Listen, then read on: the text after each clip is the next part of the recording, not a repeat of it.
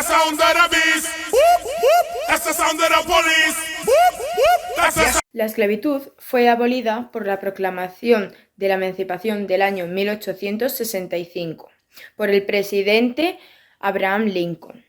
Pero en muchos de los casos, los negros seguían siendo tratados como ciudadanos de segunda en el mejor de los casos. En este mismo año aparece el grupo de odio supremacista blanco denominado el Ku Klux Klan, los cuales se dedicaban a sembrar el terror a las víctimas negras, con sus actos violentos y macabros.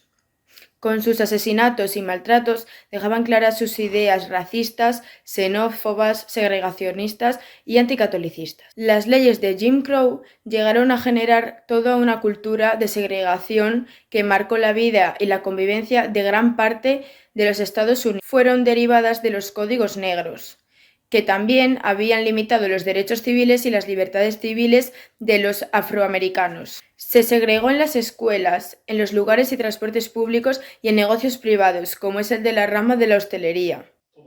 La sociedad de los Estados Unidos ha promulgado el racismo a lo largo de toda su historia, desde la esclavitud, pasando por las leyes de Jim Crow y hasta el día de hoy. La población afroamericana ha sido perseguida y sometida durante toda la historia y lo sigue estando a día de hoy.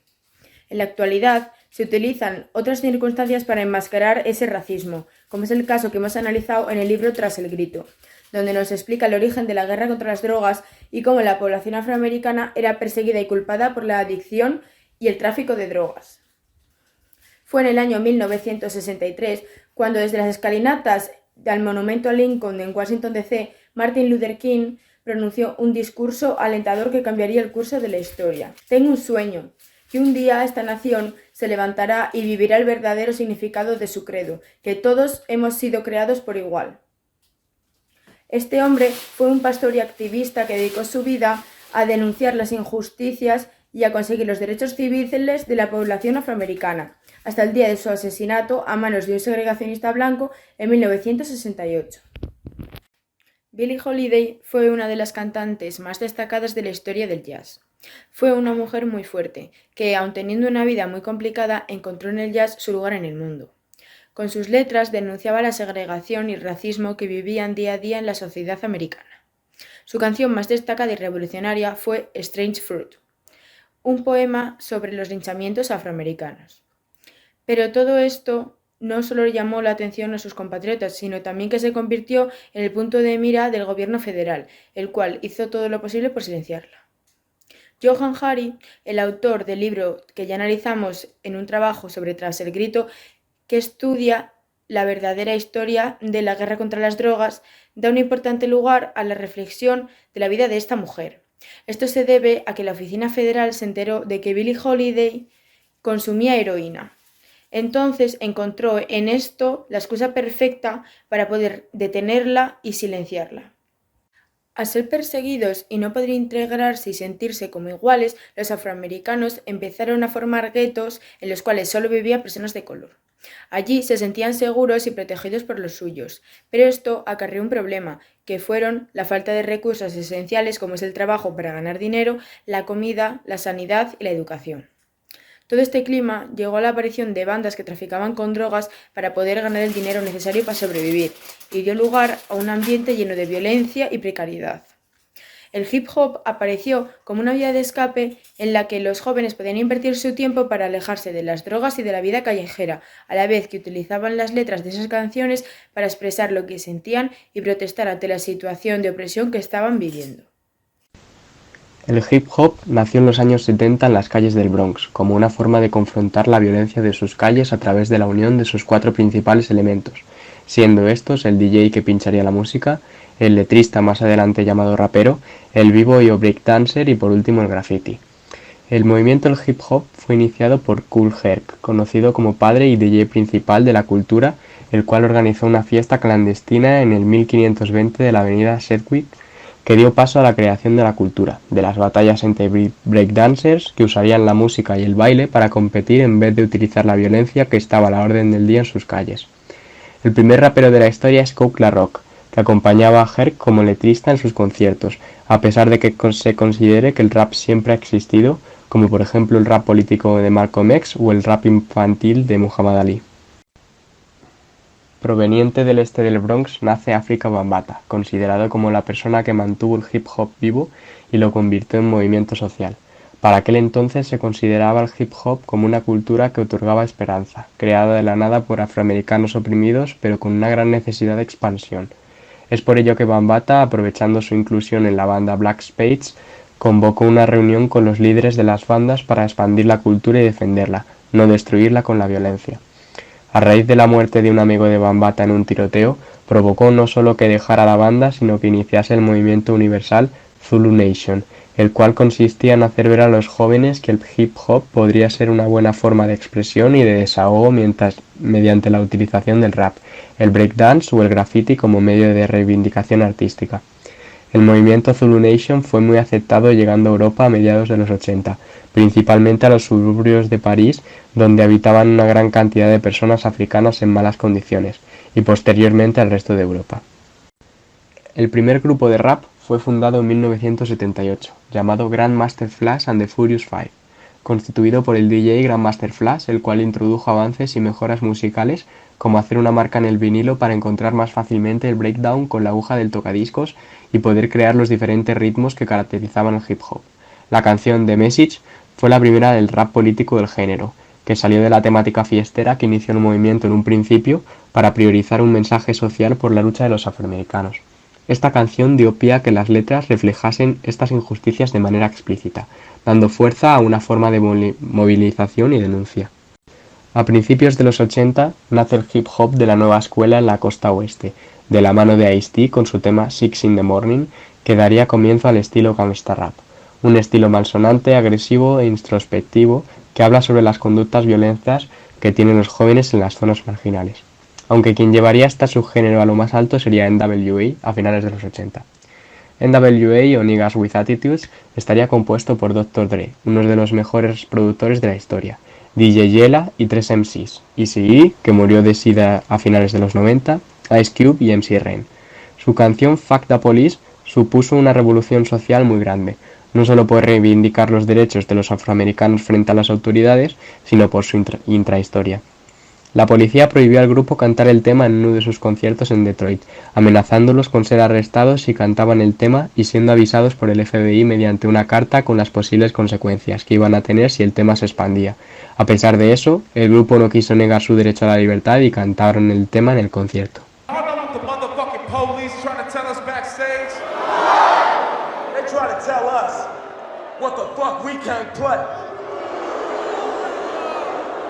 Motherfuckers trying to tell us what the fuck we can't say. This NWA. We do what the fuck we want to do. We say what the fuck we want to say. So everybody, put the middle fingers high in the sky. Until the punk ass cop backstage.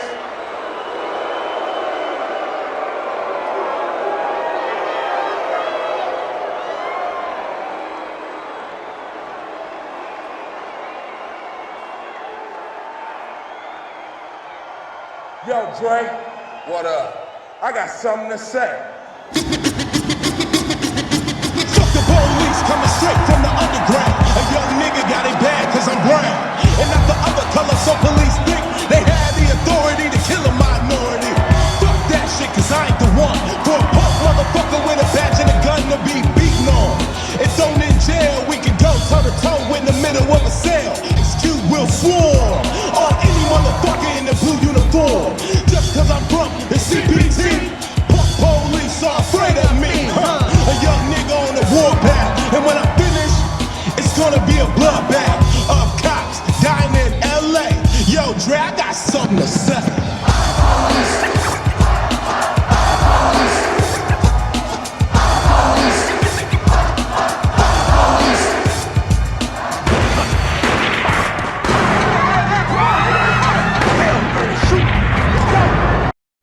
La década de los 90 fue la consolidación de la cultura hip hop en todo Estados Unidos y en el resto del mundo.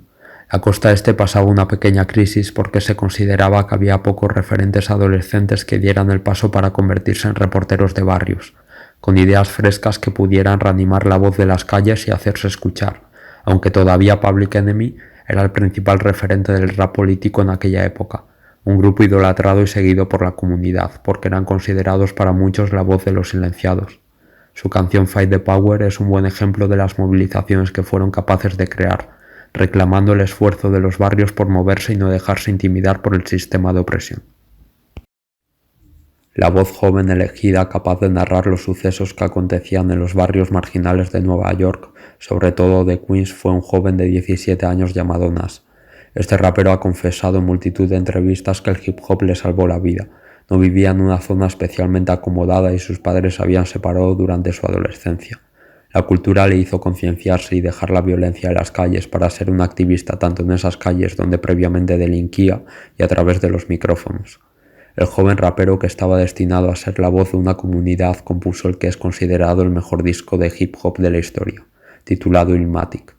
Su capacidad para narrar historias del barrio con flows y métricas talentosas hizo que su música se expandiera rápido y que las narraciones sobre lo más oscuro de Queensbridge recorrieran el mundo, provocando que mucha gente tomara conciencia de lo que se vivía en aquellos barrios. Esta es una de las principales victorias del hip hop, sacar a niños de los guetos o que tomen conciencia de que la violencia quizás no sea el camino más deseable para afrontar la vida. Nas no estaría solo en la cabeza del hip hop del este. Notorious B.I.G. fue otro referente del hip hop. Su temática oscura indicaba que no era plenamente feliz y que había sufrido una gran pobreza de niño. Finalmente falleció en un tiroteo en 1997, en una creciente rivalidad entre la costa este y oeste. Nunca se ha resuelto el caso, aunque hay muchas teorías al respecto. El hip hop se expresaba de distintas maneras en ambos lugares. En el este la temática de los 90 era más dura y oscura, y en el oeste más esperanzadora, aunque ambas fueran agresivas y reivindicativas. Al otro lado del país, concretamente en San Francisco, se encontraba el que para muchos expertos es el mejor rapero de la historia junto a Biggie Smalls, Tupac Shakur. Fue nombrado así por un revolucionario indígena del siglo XVIII. Su madre sostenía que quería que tuviera el nombre de un revolucionario indígena. Sus padres fueron panteras negras, aunque su padre estaba ausente y por tanto su madre se tuvo que encargar de él. Rápidamente se empezó a interesar por la poesía y la política, ganando varias veces el premio al mejor poema de su clase y estableciendo vínculos cercanos con la Liga Juvenil Comunista y el Partido Comunista. Con esfuerzo y tras varios discos se ganó el respeto. Se hizo amigo de Biggie, pero la relación se fue tensando, hasta el punto que se le acusó al manager de Biggie de haber contratado unos matones para que le matasen. Le dispararon 5 veces al cuerpo en un estudio de grabación de Times Square, pero sobrevivió. Al próximo año, en 1996, un año antes de la muerte de Biggie, le volvieron a disparar tras un combate de Mike Tyson en Las Vegas. Todavía no se ha resuelto el caso. La serie Unsolved, que trata la investigación de la muerte de Biggie y de Tupac, hizo una recreación del fallecimiento.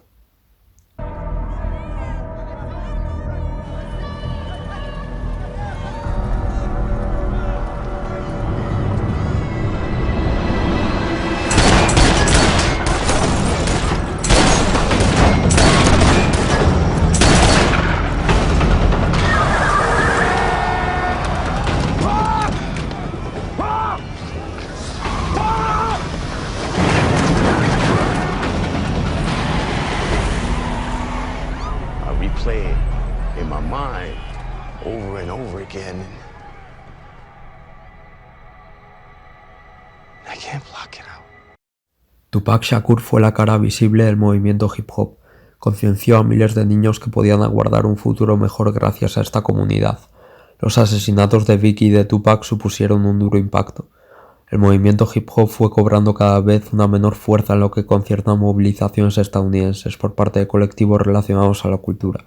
Sin embargo, se siguen haciendo talleres para que los jóvenes recurran al hip hop para desestresarse y enviar mensajes sociales progresistas, además de muy contundentes. La comercialización del rap como género musical provocó una evolución del género, hasta no estar ligado completamente a sus valores iniciales.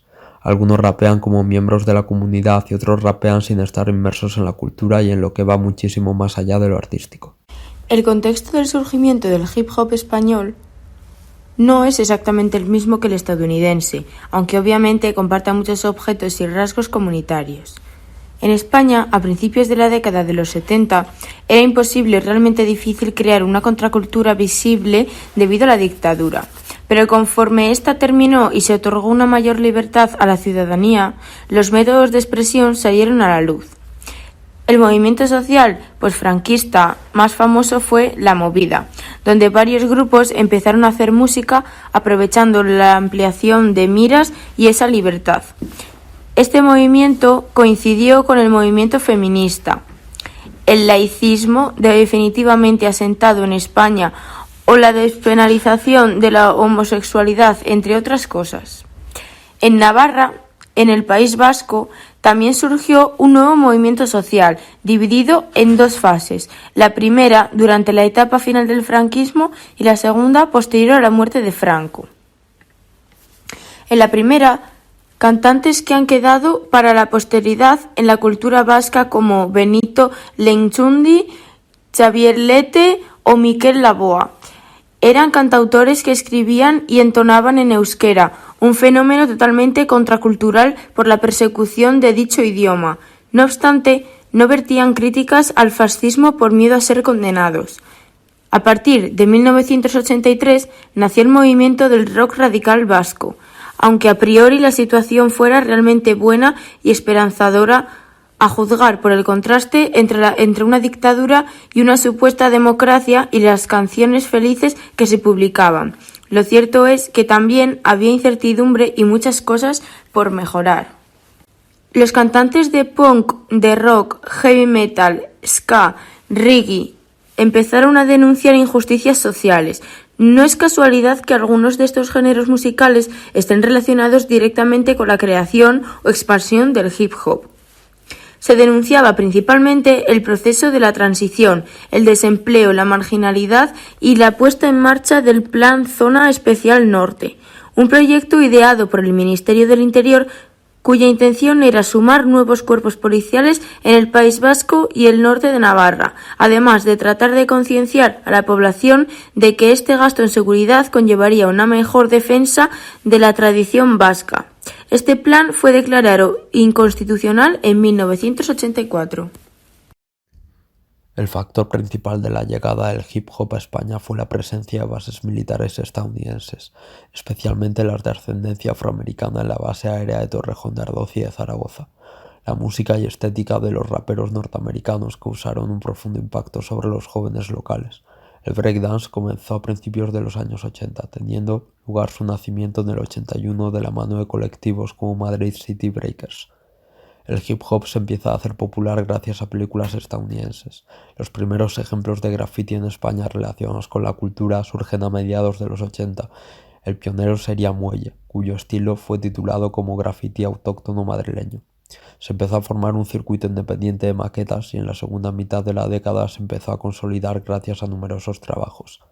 El grupo madrileño El Club de los Poetas Violentos, CPV, conocidos también como los padres del hip hop en España, publicaron en 1994 el primer álbum de rap, Madrid Zona Bruta. Empezaron a emerger los raperos sevillanos poco más tarde, como Zatu, La Mala Rodríguez o Juan Inaca. También, como hemos mencionado, gracias a las bases militares comenzó un fuerte movimiento pionero en Zaragoza, aunque el grupo más importante fue Violadores del Verso. Estos grupos proclamaban derechos básicos, el antifascismo y la rebeldía contra las autoridades policiales. Desde ese entonces el rap en España ha crecido muchísimo como género musical y el hip hop como movimiento ha alcanzado cotas altas. El español obviamente no perseguía lo mismo que el estadounidense. La gran mayoría de los raperos eran y son blancos, y aunque se haya reivindicado el antirracismo no se hace desde una posición de opresión. Los valores son parecidos a los de la Zulu Nation. Hip hop como educación, vehículo de desahogo y de denuncia de injusticias sociales hacia los más vulnerables. Los raperos, grafiteros, breakers o productores que no defiendan, no compartan símbolos, desconozcan los valores del movimiento social o no prediquen ideales progresistas y de igualdad no son miembros de la comunidad hip hop por definición. El hip hop en España tardó mucho en explotar del todo y todavía es difícil encontrarlo en televisión y en radios, porque las élites económicas son conscientes de la fuerza que puede tener. De hecho, muchos de los medios han encargado de ridiculizarlo como en una entrevista a un rapero histórico llamado Chelas o en una tertulia dedicada al rapero Nach. Cuando finalmente han accedido a emitir rap en los medios ha sido de una manera edulcorada y sin mostrar realmente los valores del hip hop, a excepción de unos pocos programas que sí han respetado a la comunidad. Cabe recalcar que para ese entonces Nach era disco de oro y uno de los raperos más influyentes de la historia del país, reconocido principalmente por sus grandes letras enfocadas a la política y al estudio sociológico. A partir de 2011 se empezaron a detener y a condenar raperos. Este fue el caso de Pablo Hasél y de Valtonyc. Valtonyc en 2017 fue condenado por injurias y calumnias contra el rey, incitación a la violencia, apología al odio ideológico y de enaltecimiento al terrorismo. El rapero balear terminó huyendo a Bélgica. La justicia belga lo ha dejado en libertad sin fianza mientras se tramita su caso. Pablo Hasél fue condenado por enaltecimiento al terrorismo en 2014. Posteriormente sería acusado y condenado por injurias contra la corona y contra las instituciones del Estado, a 2 años y 9 meses de condena. Tras negarse a irse a la cárcel de forma voluntaria, los Mossos de Escuadra se lo llevaron a la fuerza a la Universidad de Lérida, lugar en el que estaba atrincherado. Este suceso puso en tela de juicio la libertad de expresión. Se pusieron en marcha decenas de manifestaciones que se tradujeron en centenas de detenidos. Un porcentaje considerable de ellos fueron menores. Muchas de las concentraciones fueron promovidas por hip hoperos. También se unieron varios raperos, breakdancers, grafiteros, productores y DJs importantes que se unieron para crear el tema Los Borbones son unos ladrones, cuya intención era denunciar la vulneración de los derechos básicos, además de dar el mensaje de que si arrestas a un rapero por cuestionar la figura del rey, la justicia va a tener que condenar a todos los miembros de la comunidad hip hop, dejando claro que cuando la comunidad se une es para crear algo serio y lanzar un mensaje muy directo que da pasos en materia de libertad. Sofía y Leonor, plebeyo a un lado del cordón. No veo nada que pegue más que monarquía y condón. Contar quién es y qué hace delito. Mira el caso de Valtonyc, a los hechos me remito. Los pobres hablan ya prisión, se ríen los ricos, libertad de expresión, díselo a gritos. El bofetón de sopetón de este que vive en Torrejón ha puesto roja la fachada y la corona del Borbón. Avergüéncense por dar cabida a leyes, falsedad y fulminar con el castigo del encierro a la vez.